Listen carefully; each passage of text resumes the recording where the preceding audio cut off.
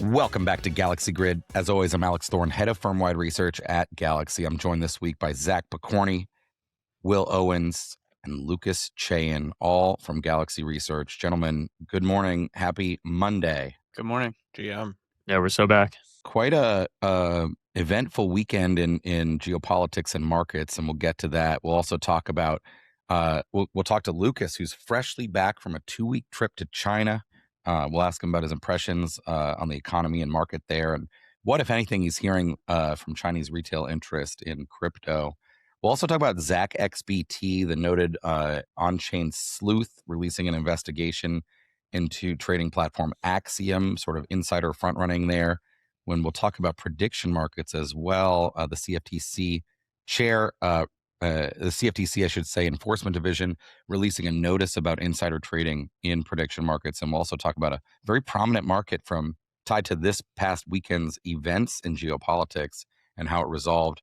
Then we'll get the group's take on what they're watching for the rest of this week. Before we get to all of that, I need to remind you to please refer to the link to the disclaimer in the show notes, and note that none of the information in this show constitutes investment advice or an offer, recommendation, or solicitation by Galaxy or any of its affiliates to buy or sell any securities.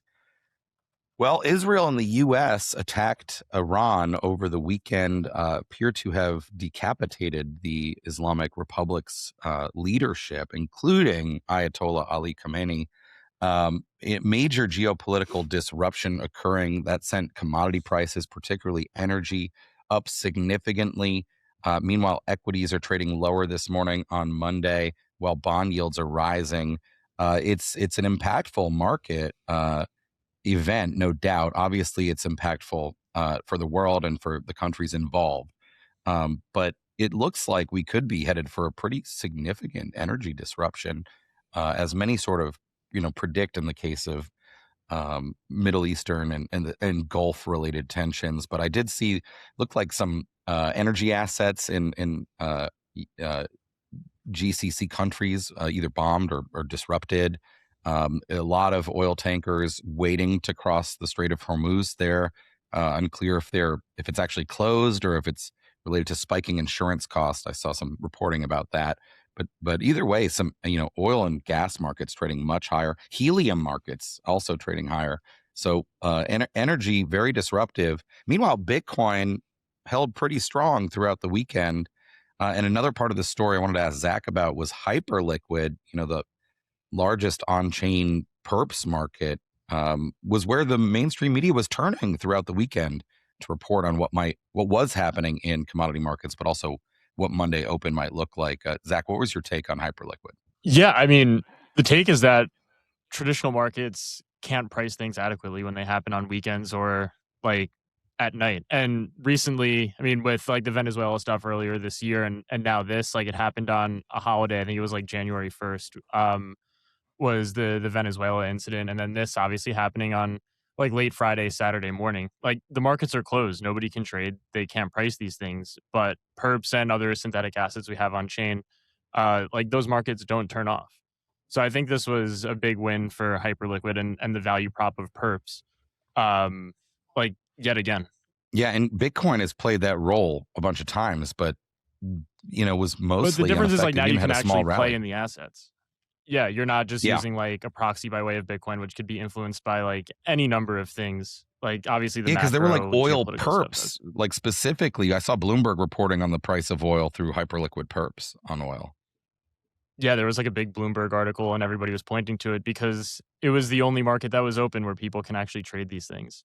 If not, you had to wait until like late Sunday night for futures markets to open and all of that. But yeah, I think it was a positive win for Hyperliquid. It at least got the mind share. I didn't actually see like how much trading activity took place, but nonetheless, Hyperliquid on Bloomberg for being the only market open over the weekend.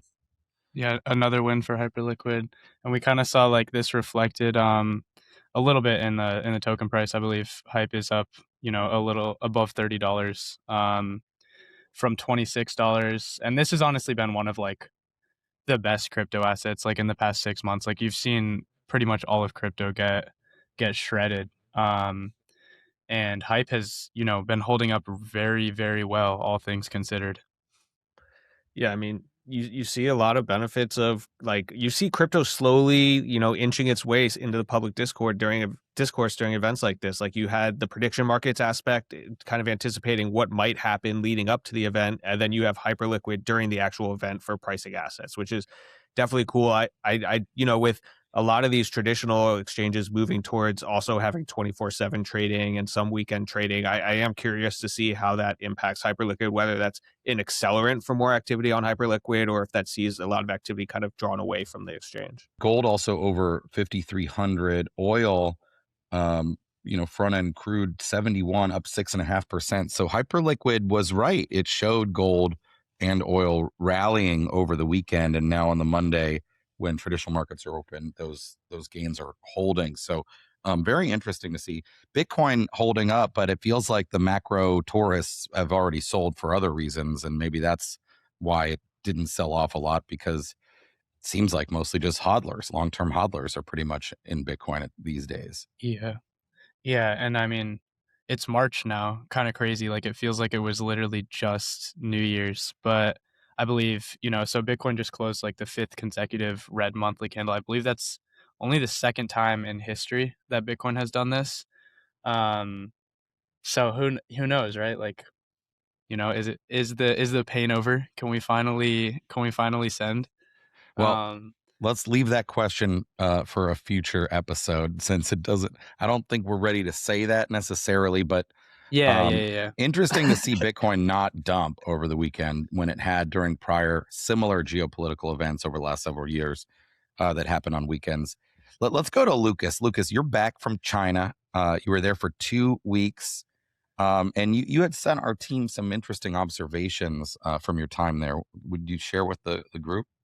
Yeah, definitely. So, and just as context, like I lived in China for 5 years working in foreign policy previously from like 2015 to 2020, and then came back after COVID. And my wife is Chinese, so we go back every single year to China. And so this wasn't a work trip; it was a family trip. But I always try and kind of see what anecdotally like what's going on there. And there's a few things that stood out to me. I mean, I think first and foremost for me is when I lived in Beijing, like in the 2015 2020 period, like there was a real kind of like energy. It was like China was making its presence known on the world stage. Everyone wanted to interact and figure out how they could have a relationship with China. When you talk to young people, there's a lot of excitement about the future. And since I've gone back the past few years, I kind of feel like whereas that time it was a lot of like innovation and growth and excitement, like feels like there's a lot more stagnation now. And I see that mostly in just like talking with my friends who are Chinese there and my wife's friends, and also to a lot of like my in-laws and family who, the younger people it's hard to find jobs. It's not like jobs are abundant, and jobs that you do find are not very high paying. And the worst part I think for a lot of these young people is like they don't see a lot of paths to upward mobility, right? Like it's mostly just helping them kind of stay where they are. And so that kind of creates this environment of stagnation. And so obviously, like that's a really generalist statement. I'm not saying that for the whole country. I was in Beijing and Chengdu. Those aren't really like the tech capitals of the country. I think if you go to like Shenzhen and Guangzhou and Hangzhou, there's a lot more energy and enthusiasm. But it does shock me that like every year I go back, it feels more and more subdued, which for me is crazy, because the whole reason I got involved in China in the first place is like, in the 2008 on, it was kind of like the future. And if you're a young person, that's what you wanted to be doing. You also see like the foreign presence in China is completely diminished after COVID. And, that is a crazy thing to see. If there's a great stat, like I think there was 15,000 Americans studying in China pre-COVID, and now that number stands about 600. And, while for me, that's a really sad stat, because, for me, the relationship in China at the government to government level, it's very contentious. There's a lot of competition. But at the people to people level, it's always been a pretty friendly relationship, and having these types of cross cultural exchanges are really important to maintaining that. So, I'm hoping that doesn't stay that way forever. And then, I'll just say on the crypto front, I didn't see a lot of interest in crypto, to be honest. For one thing, I wasn't in Shenzhen. Crypto is not really allowed in China, but where it does happen, it's mostly in the south, and I wasn't in that area, but.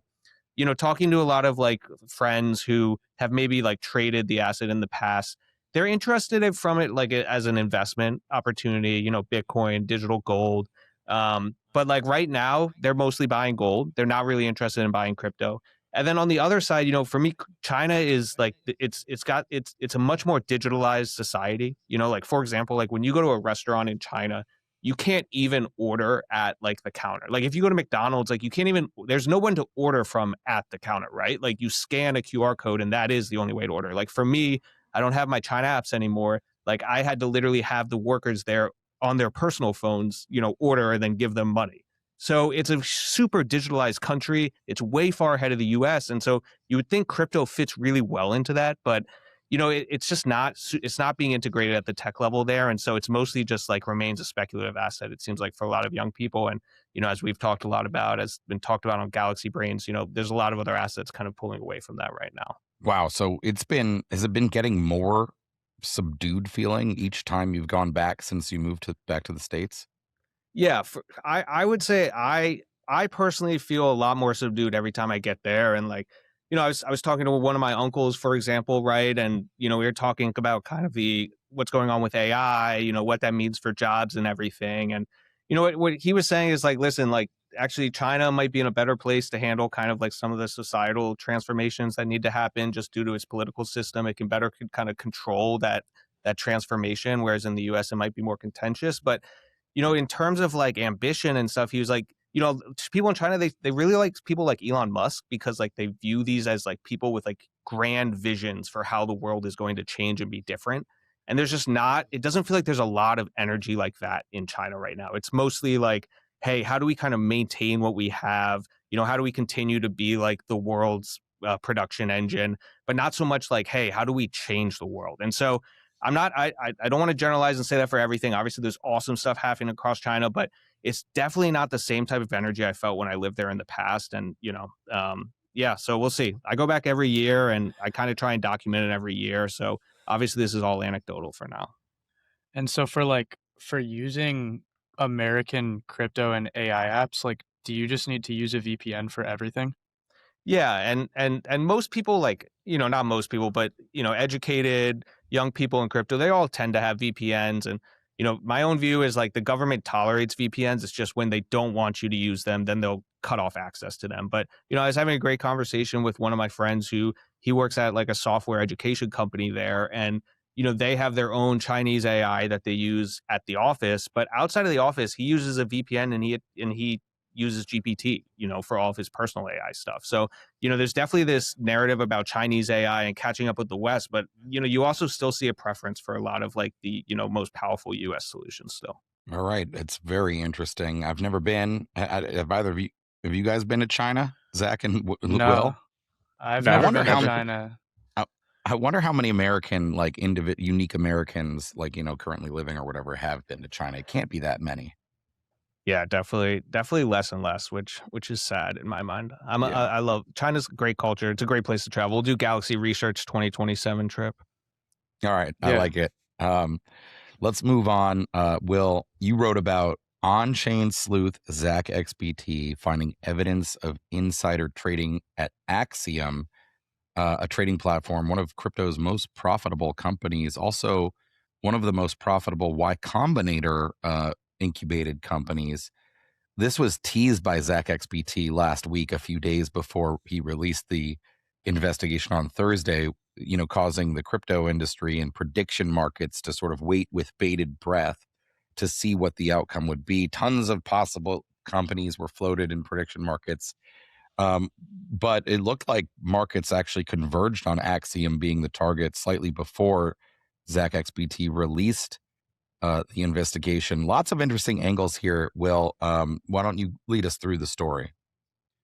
Yeah, for sure. Yeah, this one is pretty interesting to me. I mean, obviously, like, I'm super tapped into all the meme coin stuff, so I've been, like, I've known of Axiom for a while. So I mean, It's mostly a meme coin trading platform. yeah, they have perps as well. But it's really like very good trading execution. A lot of kind of the most profitable meme coin traders, people that are like, the most like locked in on the trenches, right?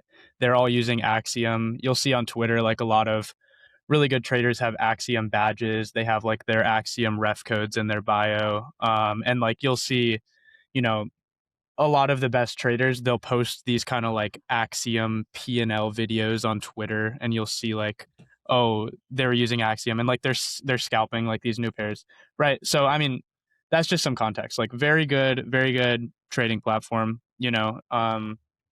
It's like comparable to a few other things, but yeah, I mean, so ZachXBT, everybody in crypto kind of knows him. He does all these like investigations and stuff on chain, tracking a bunch of different wallet flows and like uncovering different things, like typically like a lot of crime and stuff like that. But he teased kind of this big investigation, and of course, all these poly markets get spun up instantly, right? Like we have one on like who the company is going to be. I think there was one on like when will he even drop the investigation. And at first it was kind of like people were like, I mean, I personally thought it might be like World Liberty Financial, and we were seeing some stuff on Twitter about, people in the Trump family like deleting tweets regarding crypto.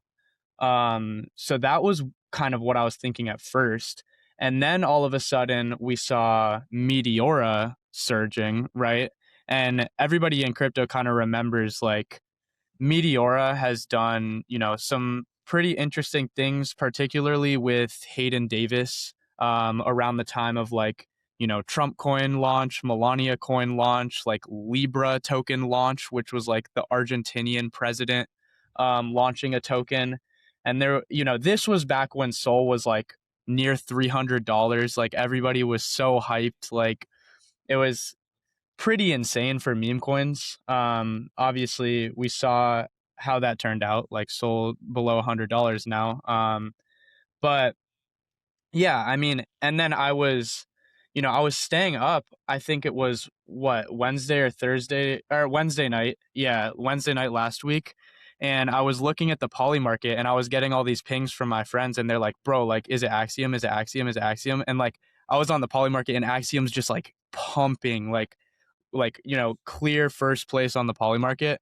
And then, next morning, Thursday morning, he releases this report, and it kind of felt like a letdown. Like, I'm not going to say it was a letdown, but people were kind of expecting like this huge revelation. And it was like, oh, this random employee in New York was like using some Axiom confidential information to front run, like these KOL meme coin scans, by tracking like their wallets that people didn't know of, and like essentially bundling the coins. So he's like bundling the tokens before they, like, you know what I mean? It's like yeah, it's I like don't know. an insider at an exchange was front running key Yeah, opinion leaders who themselves might have been front running their own followers. exactly. And like, I mean, with Solana, right? Like this is a transparent blockchain, so it's not difficult to track wallets, but the thing that he was doing was like he was using insider Axiom data. So that's not readily available to any, meme coin market participant. Right. And not okay either, obviously. 100%. Yeah. But not clear. It sounded like, I mean, it's not, I saw Axiom put out a statement like, obviously, saying this was terrible and they're happy it's been caught and they will update their system access policies and all that. I think generally the right statement. That I agree with it being a little bit underwhelming because it didn't seem like, it seems like one rogue employee at an exchange misusing data. Surely the exchange should have had better controls to prevent it from happening, but yeah, probably will now.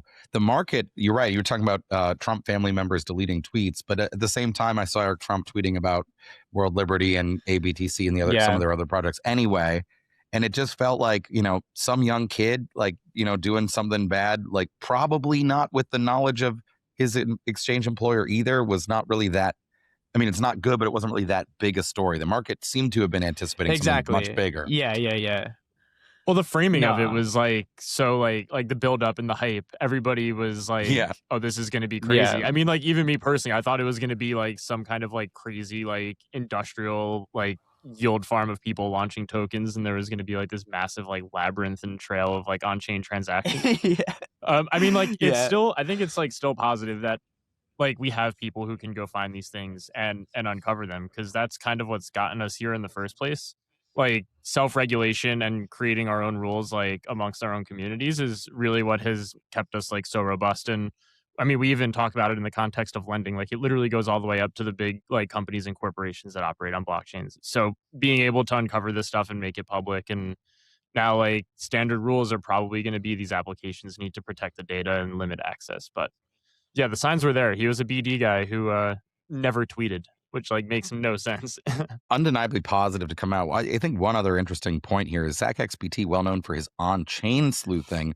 This wasn't really an on-chain investigation. He appears to have either been in chats with the perpetrator or was leaked information from someone who was, and not really the result of one of the classic ZachXBT sprawling cross-chain timing analysis investigations, which, I mean, he has distinguished himself. ZachXBT is clearly, if he doesn't do the research himself, he's nonetheless a beacon for whistleblowers to provide information. Very positive from that standpoint, but not really an on-chain investigation. One of the first that I've seen like this from ZachXBT, because he had Yeah. recordings from Discord calls and stuff that someone Yeah. involved in those calls had to have recorded and And like leaked to him. Telegram screenshots. I also think it's like just a good sign of just how bad a place on chain is right now in general. Like there's really no liquidity on chain in these meme markets that have been a huge driver of on chain activity for a while. And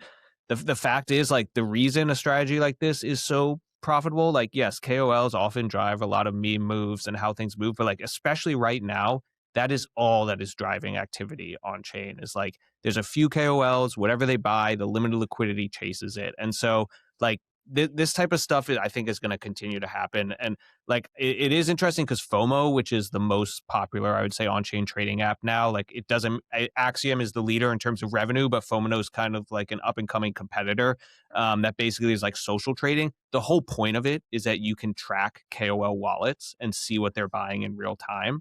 And like the same week that this happened last week, most like the two leading kind of KOL traders, the most profitable traders, actually left FOMO, totally unrelated to this incident, but just because they were like, hey, like it's impossible for us to actually trade in this environment right now, where as if you see what we're doing, that completely impacts the price of these coins. And that's all that matters for the price of these coins. So I think there's a broader point, just like on-chain is absolutely dead and meme markets are generally dead right now. And so like this type of activity is one of the, unfortunately, one of the few ways to be profitable. I think the other interesting point here is like part of what this also shows is like we're moving to this area where like everyone is abstracting away like the whole like wallet login process and everything like that. And so as a result, like a lot of people just have no idea what information the app that they're using has about them, right? Like Privy, all of these apps that make it so much easier to access and trade on blockchains also require you to disclose a ton of information and allow the app on the other side to see a ton of information that really wasn't quite possible before. So I think there's a balance there. And I think we're kind of starting to see the response in terms of the huge emphasis on privacy that we're seeing across all these blockchains and deploying better privacy solutions. Very interesting. Good points all. Let's keep it moving. The CFTC sent a warning, their enforcement division, on insider trading and prediction markets. They dropped a warning shot reminding the market that illegal trading practices are in fact enforceable by the CFTC. We've been talking about this for weeks. We had a big conversation on this show last week. Zach, you appeared on Galaxy Brains last week, where we also talked about this. Again, the different sort of types of insider trading or market manipulation that we had observed and that the market has observed in prediction markets, and sort of what a first principles based enforcement and regulatory framework to combat that might look like. This notice from the Division of Enforcement of the CFTC highlighted two incidents that had occurred on Kalshi, in which Kalshi had itself self-policed and enforced fines and bans on users. I'll just explain the two quickly. First, it was a political candidate, a long shot candidate for California governor, traded contracts that were tied to his own candidacy and posted about it on social media. basically he was betting on himself entering the race, and then he bet smalls. It was like $100 or $200 bet, and barely made any money. I think he made $246. Kalshi imposed a 5-year ban from their own platform, made him pay disgorgement, so give up those gains, and then charged him a $2,000 penalty. And then second, an individual with advanced knowledge of YouTube video content, I believe allegedly an employee of the YouTuber Mr. Beast, the largest YouTuber in the world, he bet on a prediction market related to content that Mr. Beast would publish. He too was caught. He made $5,300, almost $5,400, and was caught by Kalshi and forced to disgorge that money and pay a $15,000 penalty, and a suspension from the platform was enforced. The whole point, CFTC's argument was, it didn't say like, good job, Kalshi, or these matters are closed necessarily from their perspective, but they pointed out that these were illegal market manipulation, and that the CFTC, have jurisdiction to bring cases against people like this. They didn't announce cases, and they didn't necessarily praise Kalshi, but it looks like these are probably going to have left to self-regulatory enforcement, these specific ones by Kalshi. But it goes right to what we discussed in our multiple conversations about this. I think one thing that's really particularly interesting is that CFTC Chairman Michael Selig is directly asserting, including in this notice from the Enforcement Division, that the CFTC already has this authority under the Commodity Exchange Act, which is the foundational authorizing legislation for the CFTC. We had been kind of thinking that these various diverse and nuanced types of new insider information or market manipulation. We'd run through a bunch of those examples, that they might be too novel and might need sort of de novo first principles regulation. CFTC instead is saying, no, under the CEA, we have this authority. And I think that makes a lot of sense, because they're asserting that the national derivatives regulator already has authority. And so they make sense that they would point to existing authority as the method here. And I would just point out, like, they're focusing these two, their framing is focusing on two clear things: influence cases and access cases. So we talked a lot about this. If the bettor is in a position to influence the outcome of the market, then that the CFTC is saying would be would be market manipulation. And that's the example with the political candidate betting on his own candidacy. And then access cases, which is a little bit closer to something like the IDF soldiers we talked about, where they're inappropriately, they're misappropriating information for the use and purpose of betting. What do we think about this, guys? I mean, it seems like they're going to move towards insider information being illegal to use in these markets, which, makes sense given like other comps and other asset classes, but seems to create a tension with what we've talked about and what Professor Robin Hanson has discussed as sort of the primary benefit of these markets being to surface insider information. I mean, it's interesting. Like, I talked to kind of my TradFi friends who work in the city, and they're like increasingly using Polymarket and prediction markets at their companies, and this is something that like Zach and I have been talking about for a while now.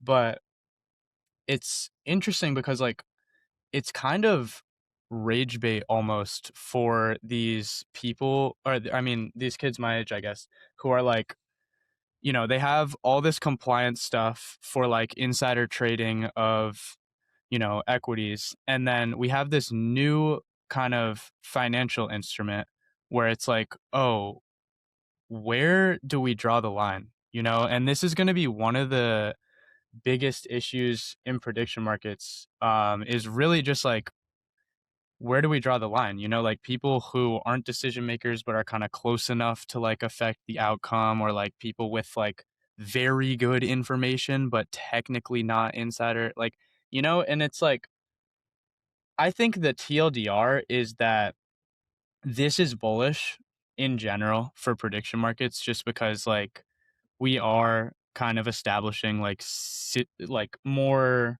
formal security and like surveillance rules for them.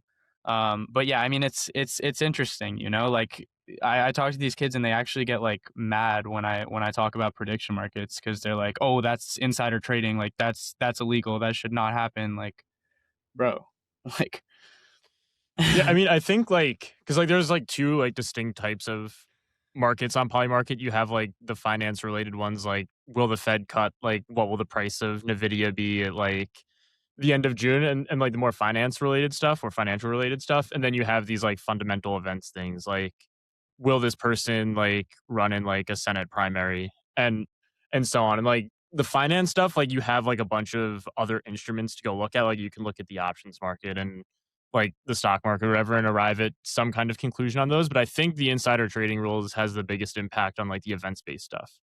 Cause that's like there's nowhere to draw the information from unless like you're sitting in the room where it's originating. So I think it hurts those markets the most, but I don't think it's like all negative. Like insiders obviously can disseminate the information faster, but I think as long as people keep using these markets and there's enough like economic incentive for them to find the information, we may just find like that people will go out to like crazy extremes and find unique ways to surface that info. Like the guy sitting in the parking lot at the 49ers game. Like nobody's doing that unless you have the economic incentive to. So maybe this could You're like talking about the guy spawn who he was at the betting Super on the Bowl. the exact length of the national Yeah. anthem at the Super Bowl, and the quote insider information he had was from just sitting outside the stadium while they were practicing.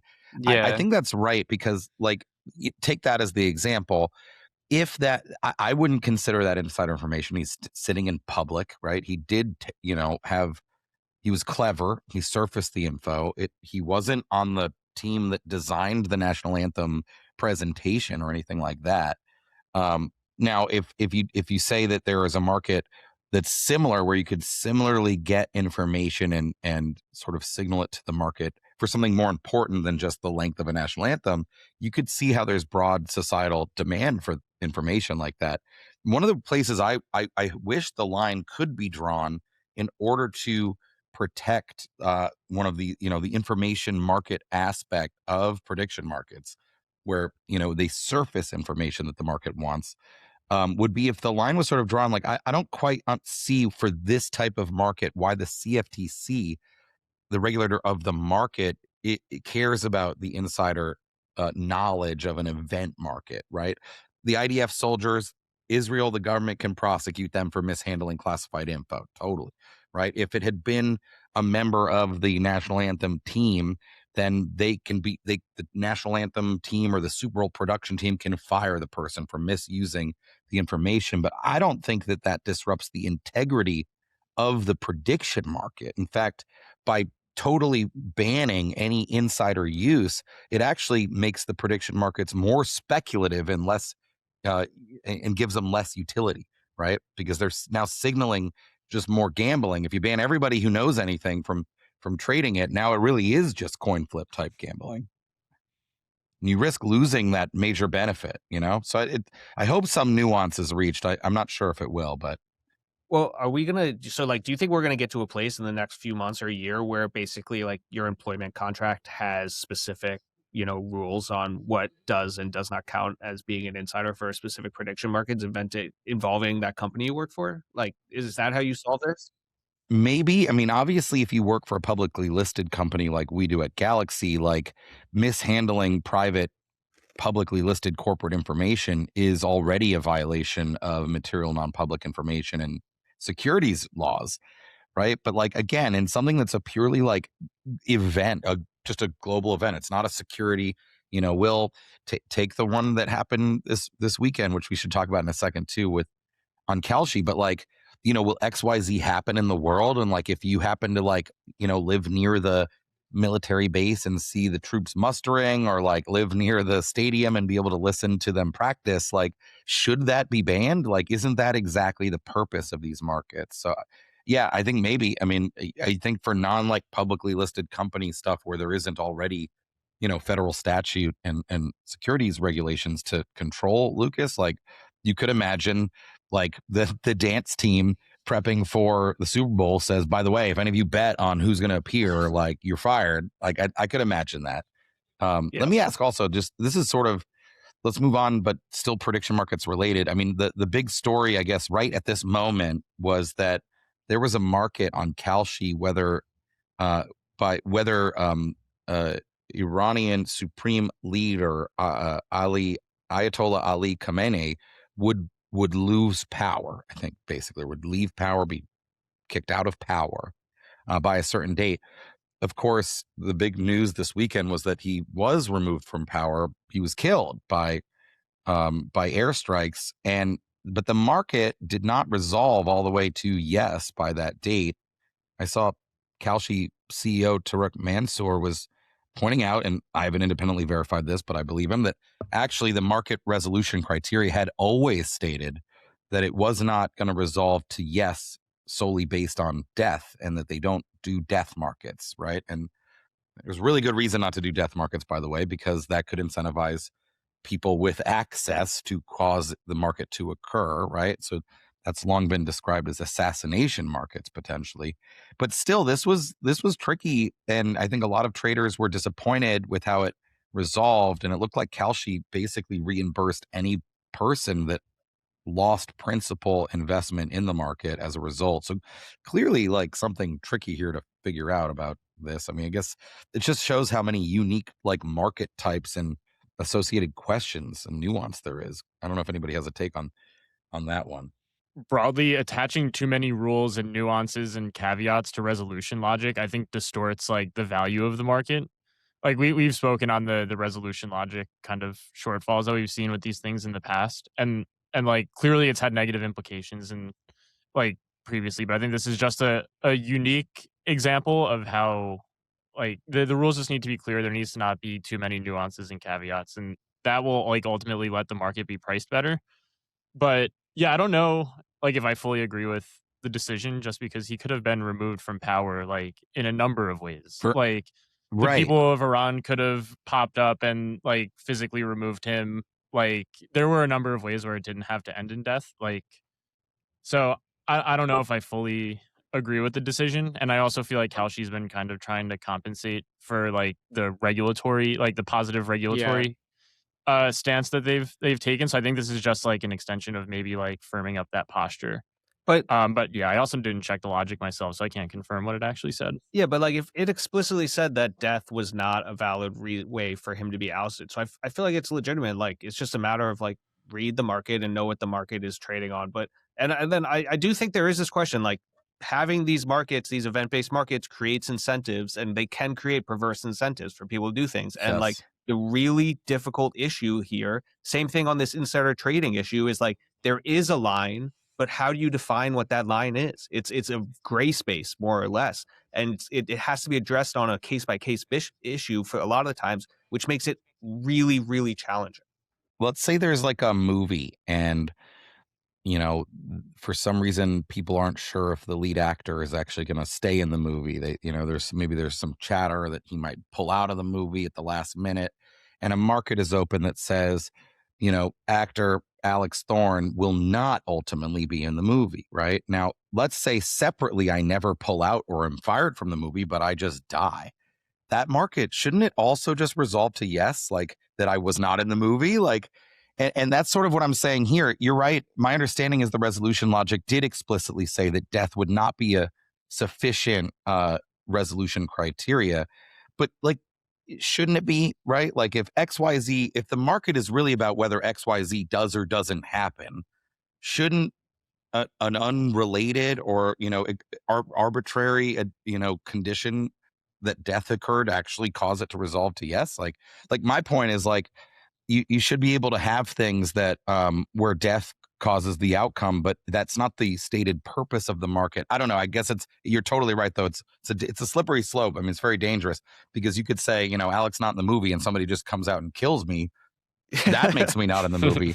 I think, yeah, maybe they've thought, it seems like they've thought through this and maybe not list the markets at all then where death could be a resolution criteria, right? Because like, I mean, a lot of traders, and they pointed out, Kalshi, to their credit, that they not only reinforced what the criteria was, they never changed it. It was that the whole time. They also put a green box around it to draw traders' attention to it. Like, so I think they given what the criteria was for the market, they did their job and were pretty straightforward and upfront about it. But it just, to me, feels like, death was always a possible way that he might be removed from power, right? And so Yeah. I don't know.